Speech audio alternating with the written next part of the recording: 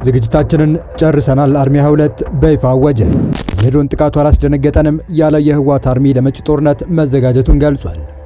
ህወሓት አልሸባብን ለመሆን እየሰራ ነው። አነጋጋሪው የደህንነት ትንተና። በመጨረሻም አሜሪካና ኢራን ተስማሙ። ዓለምን እፎይ ያስባሉት የስምምነት ነጥቦች በኢራን ይፋ ተደረጉ። ህወሓት ክረምቱ ሳያልፍ ሊጀምረው ላሰበው ግዛት ማስመለስ ላለው ዘመቻ ከአጋሮቹ ጋር በመሆን ዝግጅቱን እንደጨረሰ ይፋ ካደረገ ሰነባብቷል። ታዲያ አሁን ደግሞ የህወሓት ከፍተኛ አመራሮች መመኪያ ነው የሚባለው አርሚ 22ም ዝግጅታችንን ጨርሰናል ሲል በይፋ አውጇል። አርሚው ተጨማሪ አባላትን አሰልጥኖ ወደ ቡድኑ ቀላቅሏል። በዚህ መሃል ደግሞ ህወሓት በትግራይ ክልል እያከናወነው የሚገኘው ተግባር አልሸባብ በሶማሊያ ካካሄደው ጋር ተመሳሳይ መሆኑንና ህወሓትም የአልሸባብ መንገድ ተከትሎ እየሰራ እንደሚገኝ የሚጠቁም አንድ የደህንነት ትንተና ይፋ ሆኗል። እነዚህንና ለወራት ዓለምን ሲያስጨንቅ የነበረው የአሜሪካ ኢራን ጦርነት በመጨረሻም ፍጻሜ ማግኘቱንና ኢራን ስምምነቶችን ይፋ ማድረጓን የተመለከተ መረጃ አክለን በዝርዝር ይዘን ቀርበናል።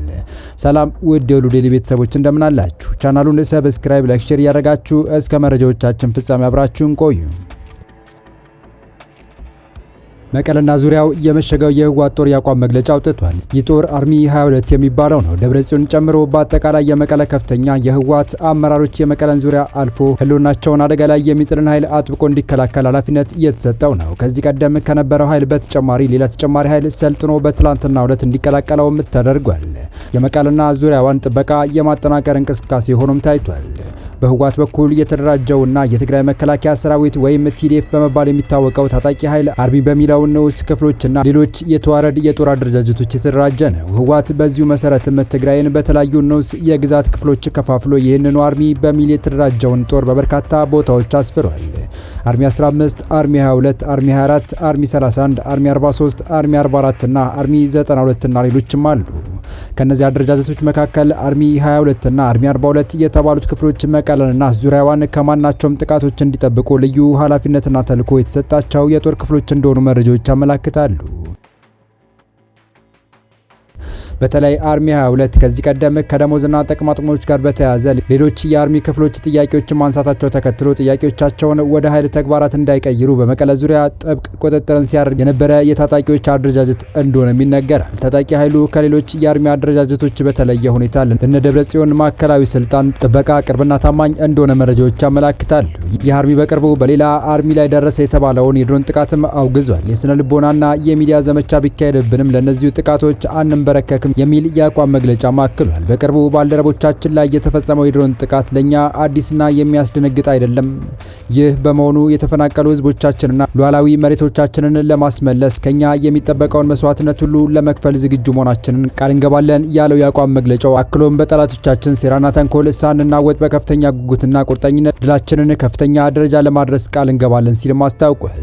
ህወሓት የፕሪቶሪያ ስምምነት ቀሪም ስምምነቶች ያስታጠቃቸውን ታጣቂዎች በዲዲአር ፕሮግራም ትጥቅ እንዲያስፈታ ተጨማሪ ታጣቂዎችን ከማሰልጠንና ከማስታጠቅ እንዲቆጠብ እንደዚሁም ከሀገር ውስጥ ሌሎች ታጣቂዎች ጋር ግንኙነቶችን እንዳይፈጥር የሚከለክል ነበር። ጠላቶቻችን የፕሪቶሪያ ስምምነት በመጠቀም እኛን ለመከፋፈል ሞክረዋል ያለው አርሚ 22 አሁን ኃይላችንን የምናጠናክርበትና የምናሰባስብበት ወቅት ነው ብሏል።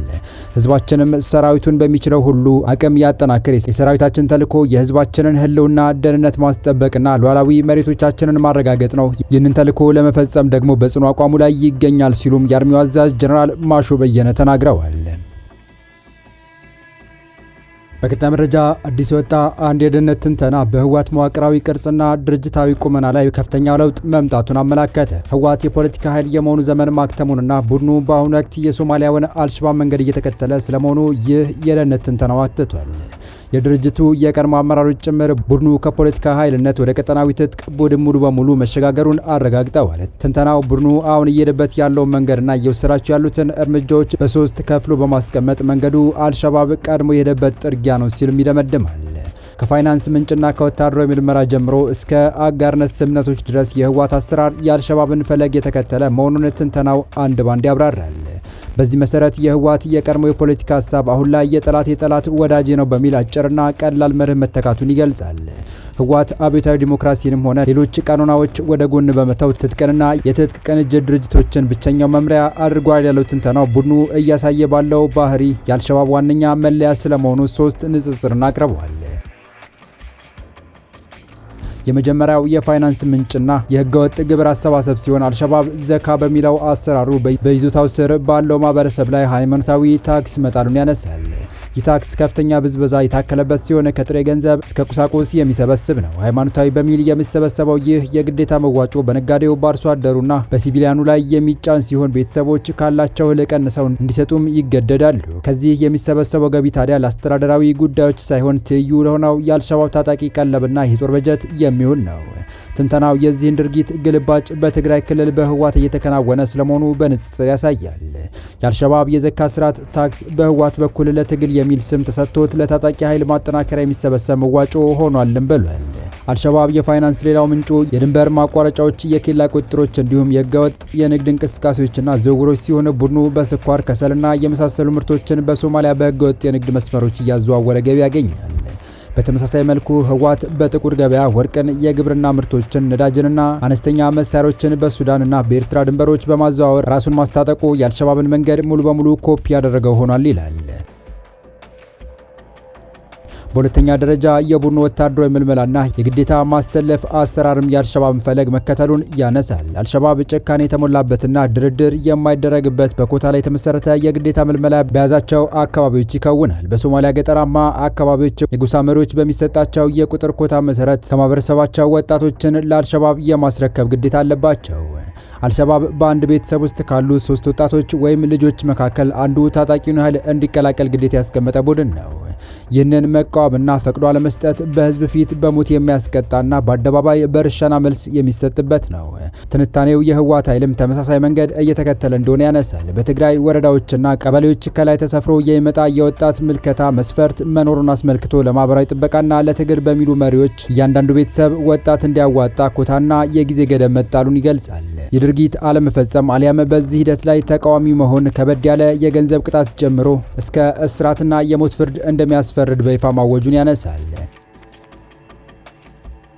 አልሸባብ ከ11 ዓመት ዕድሜ ያላቸውን ህፃናት በይፋ የሚመለምልና በግዴታ የሚያሰልፍ መሆኑን ያመላከተው ትንተናው ቡድኑ ህፃናትን በቅድሚያ በአይዲዮሎጂ በማጥመቅና ራዲካላይዝ በማድረግ ለጦር ፍጆታ እንደሚያውላቸው ያነሳል። ከዚህ ቀደም በነበረው ጦርነት ሆነ አሁን መሬት ላይ እየታየ ባለው እውነታ ህወሓት ህፃናትን ለጦርነት እንደሚመለምል የሰብአዊ መብት ድርጅቶች የሚያነሱትን ትችትና የቀድሞ አባላቱ ምስክርነት ትንተናው አጣቅሷል። ሶስተኛው ንጽጽር ቀጠናዊ ትስስርና ጥምረት ሲሆን ትንተናው ህወሓት በአልሸባብ መንገድ ስለመጓዙ ሌላ ያቀረበው ንጽጽር አልሸባብ ከአልቃይዳ፣ ከእስላሚክ ስቴት፣ አይኤስኤስ፣ ከሁቲዎችና ከኢራን ያለውን ግንኙነትና ከተለያዩ የውጭ አካላት ጋር ያለውን ትስስር የሚመስል አካሄድ ነው ብሏል። ትንተናው ግብጽ በኢትዮጵያ ላይ ያላትን ፍላጎትና የምታደርገውን ከበባ አንስቶ ካይሮና አስመራ የተፈራረሙትን የደህንነት ስምምነት አብራርቷል። በተጨማሪም ሱዳን ኢትዮጵያ ላይ ከካይሮ ጋር እጅና ጓንት የሆነችበትን ጥልፍልፍ ጠቅሶ የህወሓት ከኤርትራና ሱዳን ጋር መሰለፍ የዚሁ የካይሮ ስምምነት ቀጣይ አካል መሆኑን ያነሳል። በዚህ ምክንያት ህወሓት ከፖለቲካ ኃይልነት ወደ ቀጠናዊ ታጣቂነት ሙሉ በሙሉ ተሸጋግሯል ሲል ትንተናው ይደመድማል። ወደ ሌላኛው መረጃችን ተሻገርን። የኢራን ብሔራዊ መገናኛ ብዙሃን በቴህራንና ዋሽንግተን መካከል ጦርነቱን ለማስቆም ስምምነት በተደረሰበት የመግባቢያ ሰነድ ውስጥ የተካተቱ ነጥቦችን ይፋ አድርገዋል። የመገናኛ ብዙሃኑ ባቀረቧቸው ዝርዝሮች ውስጥ የተካተቱት ነጥቦች በሁለቱም ወገን ማረጋገጫ አልተሰጠባቸውም።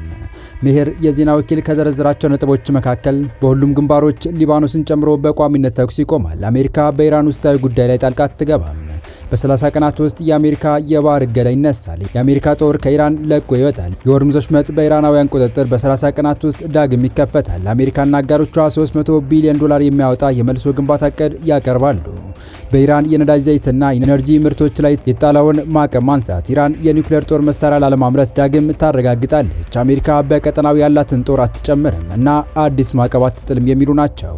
ሜሄር አክሎም የስምምነቱ መጨረሻ የኢራን እንዳይንቀሳቀሱ የታገዱ ግማሽ ሀብቷ እስኪለቀቅ የኢራን ነዳጅ ዘይት ላይ የጣለው ማዕቀብና የባህር ላይ እገዳው እስኪነሳ ድረስ የመጨረሻው ድርድር አይጀመርም ሲል ዘግቧል። እንዲሁም የመጨረሻው ስምምነት በተባበሩት መንግስታት በጸጥታው ምክር ቤት ውሳኔ እንደሚጸድቅ ዘግቧል። አሜሪካና ኢራንን የምታሸማግለው ፓኪስታን ሁለቱ ሀገራት በመግባቢያ ስምምነቱ ላይ መስማማታቸውን ይፋ ካደረገች በኋላ የነዳጅ ዋጋ ቅናሽ አሳይቷል። ዶናልድ ትራምፕ ከስምምነቱ በኋላ የነዳጅ ዘይት መተላለፊያ የሆነው የሆርሙዝ ወሽመጥ ዳግም ይከፈታል ብለዋል።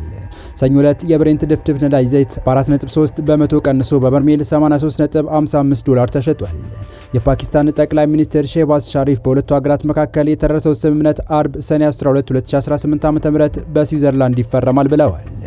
የተወደዳችሁ የቻናላችን ቤተሰቦች ለአሁኑ ለእናንተ ይመጥናሉ ብታደምጧቸው ታተርፉባችኋላችሁ ብለን የመረጥንላችሁ ዕለታዊ መረጃዎቻችን እስካሁን ያደመጣችኋቸው ነበሩ።